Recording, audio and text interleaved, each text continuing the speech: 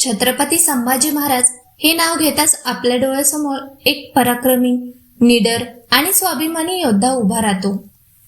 पण त्यांच्या आयुष्याचा शेवट जितका क्रूर होता तितकाच त्यांच्या मृत्यूनंतरही घडलेला प्रसंग हा निष्ठा, धैर्य आणि मानवतेचा सर्वोच्च आदर्श दाखवणारा आहे.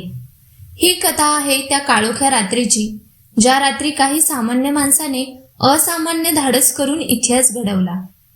फेब्रुवारी 1689 मध्ये संगमेश्वर येथे महाराज थोड्या विश्रांतीसाठी आणि पुढील मोहिमेची योजना आखण्यासाठी थांबले होते. त्यांच्यासोबत त्यांचे विश्वासू कवी आणि सल्लागार कवी कलश होते. पण याच वेळी मुघल सरदार मुकरब खान याने अचानक हल्ला केला.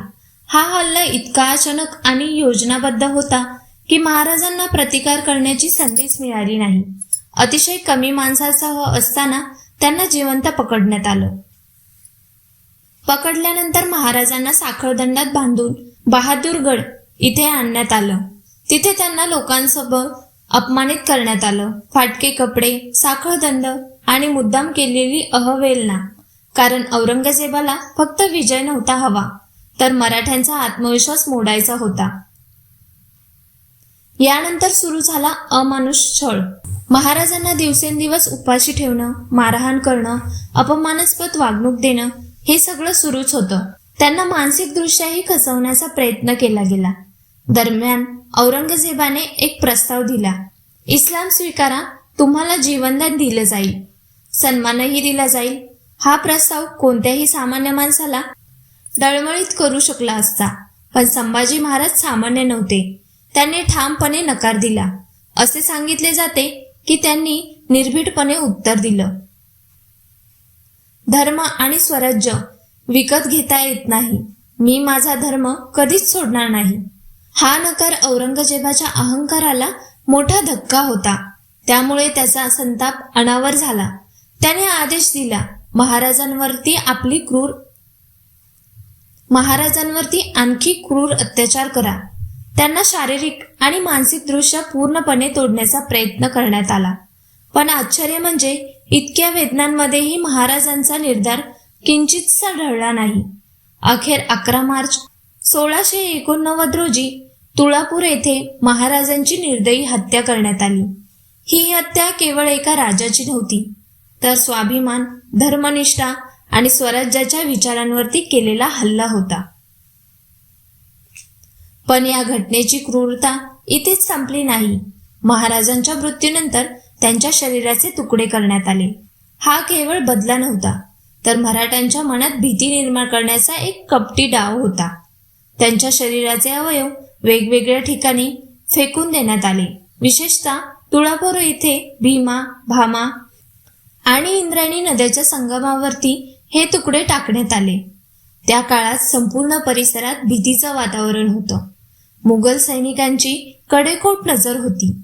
कोणीही पुढे येण्याची हिंमत करत नव्हतं, कारण ज्याने महाराजांना मदत करण्याचा प्रयत्न केला त्यालाही मृत्यू निश्चित होता. गावातली लोक घरात लपून बसले होते.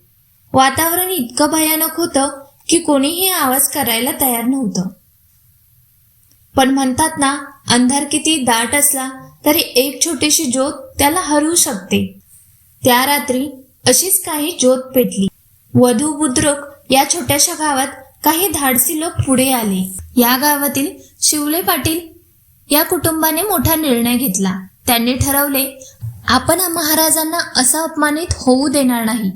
ही रात्र अत्यंत शांत होती, पण त्या शांततेत एक भीती लपलेली होती. गावातील काही लोकांनी गुपचूप एकत्र येऊन योजना आखली. त्यांनी अंधाराचा फायदा घेतला आणि तुळापूरच्या दिशेने प्रस्थान केलं. प्रत्येक पावलावरती मृत्यूची सावली होती, पण त्यांच्या मनात भीतीपेक्षा निष्ठा आणि कर्तव्याची भावना जास्त होती. जेव्हा ते तुळापूरला पोहोचले तेव्हा त्यांनी जे दृश्य पाहिलं ते अंगावरती काटा आणणारं होतं. महाराजांचे शरीराचे तुकडे विखुरलेले होते. रक्ताने माखलेली जमीन आणि त्या सगळ्यात एक असहाय्य शांतता. हे दृश्य पाहून कोणाचंही मन द्रवून जाईल. काही क्षणासाठी ते सगळे स्तब्ध झाले. डोळ्यातून अश्रू वाहू लागले. पण त्यांनी स्वतःला सावरलं, कारण त्यांना माहीत होतं आता रडण्याची वेळ नाही, तर कृती करण्याची वेळ आहे. त्यांनी हळूहळू एक एक तुकडा गोळा करायला सुरुवात केली. अत्यंत काळजीपूर्वक, आदराने त्यांनी महाराजांचे अवयव एकत्र केले. प्रत्येक तुकडा उचलताना त्यांच्या मनात एकच भावना होती, हा आपला राजा आहे, आपला अभिमान आहे. त्यानंतर त्यांनी ते सर्व तुकडे घेऊन वडू बुद्रुककडे मार्गक्रमण केलं. हा प्रवास अत्यंत धोकादायक होता. कुठल्याही क्षणी मुघल सैनिक त्यांना पकडू शकत होते, पण त्यांनी धाडस सोडलं नाही. अखेर ते सुरक्षितपणे गावात पोचले. गावात आल्यावरती त्यांनी एक अत्यंत कठीण काम हाती घेतलं, महाराजांचे तुकडे एकत्र करून शिवणे. हे काम केवळ शारीरिक नव्हतं, तर मानसिकदृष्ट्याही अत्यंत वेदनादायक होतं. पण त्यांनी ते पूर्ण केलं. त्यांनी आपल्या राजाला पुन्हा एकत्र केलं. जणू काही त्या शरीरात पुन्हा आत्मा येईल, अशी त्यांची भावना होती. ही घटना केवळ एक कृती नव्हती, तर ती निष्ठेची पराकाष्ठा होती. त्या लोकांनी स्वतःचा जीव धोक्यात घालून आपल्या राजाचा सन्मान जपला. त्यांनी दाखवून दिलं की खरा स्वाभिमान काय असतो आणि आपल्या नेत्याबद्दलची खरी निष्ठा कशी असते.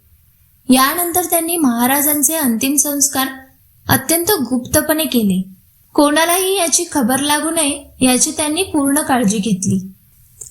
त्या रात्री संपूर्ण गाव शोकसागरात बुडालं होतं, पण त्याच वेळी त्यांच्या मनात अभिमानही होता की त्यांनी आपल्या राजाचं कर्तव्य पार पाडलं. आज वडू बुद्रुक येथे संभाजी महाराजांची समाधी आहे आणि तुळापूर येथे त्यांची स्मृती जपली जाते. दरवर्षी हजारो लोक येथे येतात आणि त्या महान आत्म्याला नमन करतात. या घटनेतून आपल्याला खूप काही शिकायला मिळतं. परिस्थिती कितीही कठीण असली तरी आपली निष्ठा आणि कर्तव्य सोडायचं नसतं. स्वाभिमानासाठी लढणं आणि योग्य गोष्टीसाठी उभं राहणं हेच खरं जीवन आहे. संभाजी महाराजांचा मृत्यू हा शेवट नव्हता, तर तो एक नवा संदेश होता की सत्य, धर्म आणि स्वराज्य लढणारा कधीच मरत नाही. त्याचं नाव, त्याचं कार्य आणि त्याचा आदर्श कायम जिवंत राहतो. जय शिवराय, जय शंभूराजे.